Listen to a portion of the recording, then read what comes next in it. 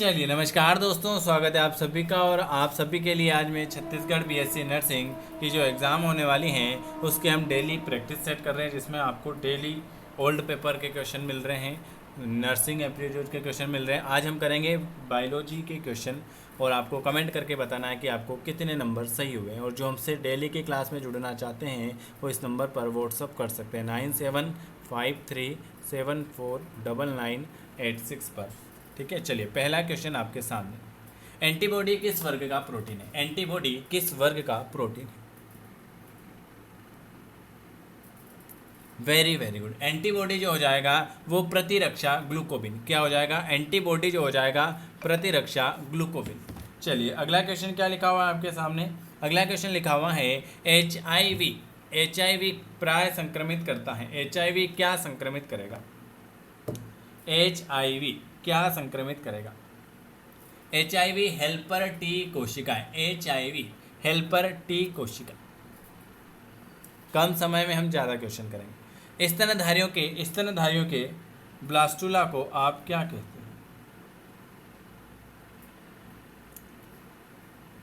स्तनधारियों के ब्लास्टुला को आप क्या कहते हैं? उसे हम कहते हैं ब्लास्टोसिस्ट। क्या कहते हैं? ब्लास्टोसिस्ट कहते हैं। चलिए अगला क्वेश्चन क्या लिखा हुआ है। शुक्राणु के एक्रोसोम में पाया जाता है हाइड्रोलिक एंजाइम।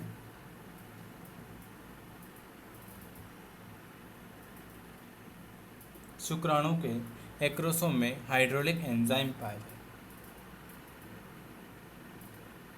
वर्गीकी की आधारित इकाई।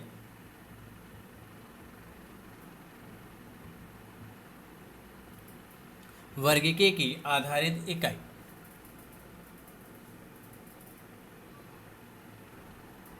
वर्गीकी की आधारित इकाई जो हो जाएगी वो जाति हो जाएगी। जाति। चलिए रेडियल विदलन किस में पाया जाएगा? रेडियल विदलन किस में पाया जाएगा? तो रेडियल विदलन आपके सिलेंट्रेट्स में पाया जाएगा। प्रोटोजोआ के वर्गीकरण का आधार क्या है? प्रोटोजोआ के वर्गीकरण का आधार क्या है? वेरी वेरी गुड, गमन। प्रोटोजोआ के वर्गीकरण का आधार है गमन करना। अगला क्वेश्चन लिखा हुआ है अडेप्टिव उद्विकास का दूसरा नाम क्या है? अडेप्टिव उद्विकास का दूसरा नाम क्या है? अडेप्टिव उद्विकास का, जैसे आपके दो नाम रहते हैं इसी प्रकार इसका भी दो नाम है। अडेप्टिव उद्विकास का दूसरा नाम है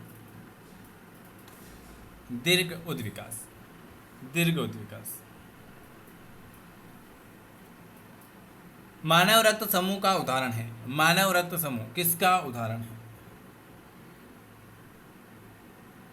मानव रक्त समूह किसका उदाहरण है? पॉलीमार्फिज का।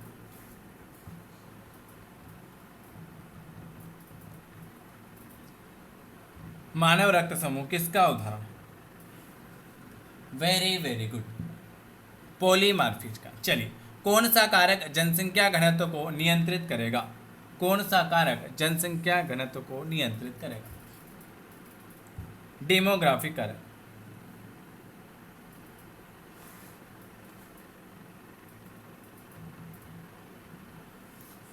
कौन सा कारक जनसंख्या घनत्व को नियंत्रित करेगा?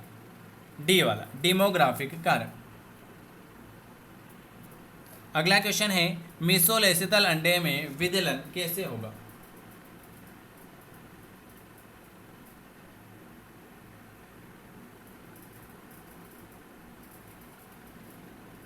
मीसोलेसितल अंडे में विदलन कैसे होगा?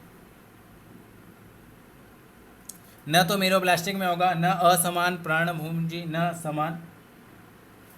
ऑप्शन आपका डी वाला आएगा। इनमें से कोई नहीं। कौन से प्रोटोजोआ से काला अजार रोग होता है?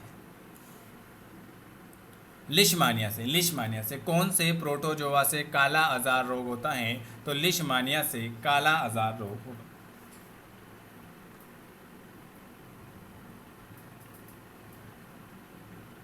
चलिए अगला क्वेश्चन है उत्तक के अध्ययन को आप क्या कहते हो? उत्तक का जो अध्ययन होता है उसे आप क्या कहते हो? कम समय में हम ज़्यादा क्वेश्चन करेंगे। उत्तक का अध्ययन औतिकी कहलाएगा। क्या कहलाएगा? उत्तक का अध्ययन औतिकी कहलाएगा।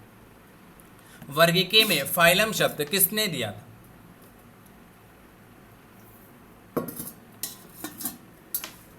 वर्गीकी में फाइलम शब्द किसने दिया था? तो अरस्तु ने दिया था। किसने दिया था?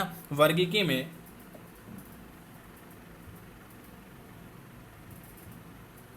चलिए, सेंट्रल वाइल्ड लाइफ बोर्ड की स्थापना कब हुई थी? सेंट्रल वाइल्ड लाइफ बोर्ड की स्थापना कब हुई थी?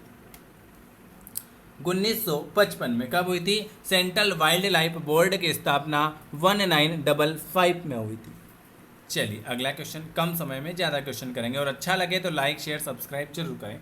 पेब्रिन रोग, पेब्रिन रोग किससे संबंधित है? पेब्रिन रोग किससे संबंधित है? रेशम कीट से। गेस्टुलेशन के समय निर्मित गुहा, गेस्टुलेशन के समय निर्मित गुहा आर्केंट्रान क्या कहलाएगी? आर्केंट्रान।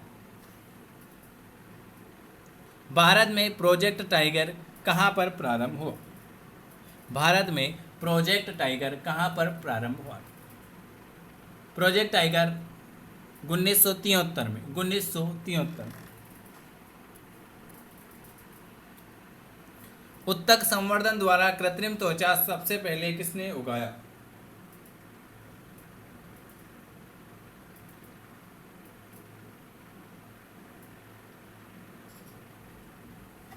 उत्तक संवर्धन द्वारा कृत्रिम त्वचा सबसे पहले हैरिसन ने। हैरिसन। ओरिजिन ऑफ स्पीसीज के लेखक कौन हैं? ओरिजिन ऑफ स्पीसीज के लेखक कौन हैं? वेरी वेरी गुड, वो हैं आपके चार्ल्स डार्विन।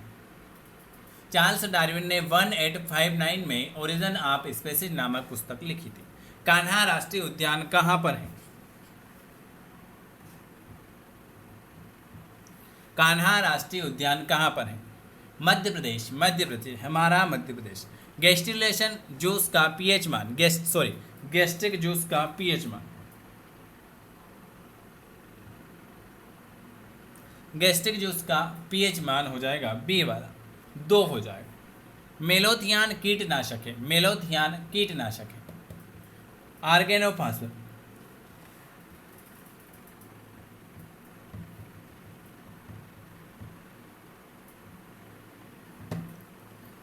मेलोथियान कीटनाशक जो है वो है आपका बी वाला, आर्गेनोफास्फेट। मधुमक्खी पालन, मधुमक्खी पालन को क्या कहते हैं? डी वाला।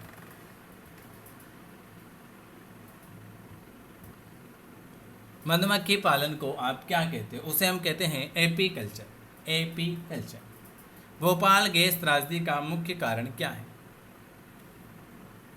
भोपाल गैस त्रासदी का मुख्य कारण, बिल्कुल सही, डी वाला, methyl isocyanide. Methyl isocyanide. PCR विधि का आविष्कार किसने किया था? पीसीआर विधि का आविष्कार किसने किया था? 26, केरी मुलिस।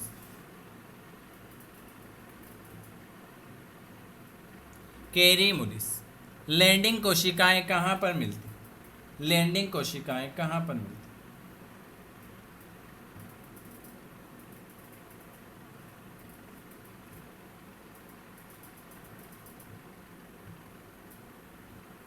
में लैंडिंग कोशिकाएं कहाँ पर मिलती हैं? वो वृषण में मिलती। हेनले का लूप कहाँ मिलता है? हेनले का लूप कहाँ मिलता है? हेनले का लूप कहाँ पर मिलता है? सी वाला, वृक्क में। वृक्क में। हेमबर्गन परिघटना को आप क्या कहते हो? हेमबर्गन, हेमबर्गन परिघटना को आप क्या कहते हैं? Chloride shift. रुधिर के स्कंद में सबसे महत्वपूर्ण खनिज,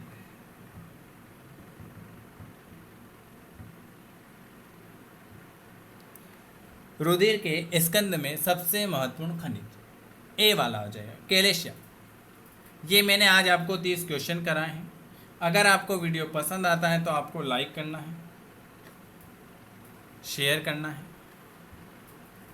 और अगर हमसे जुड़ना चाहते हैं तो दिए हुए नंबर पर मैसेज कर दिए कि सर हमें भी आपकी डेली की फ्री क्लास में जुड़ना है। वीडियो देखने के लिए आप सभी का बहुत बहुत धन्यवाद। कमेंट करके ज़रूर बताना कि आपको वीडियो कैसा लगा और आपके कितने नंबर आए हैं। ठीक है, चलिए अब मिलते हैं 8:30 बजे।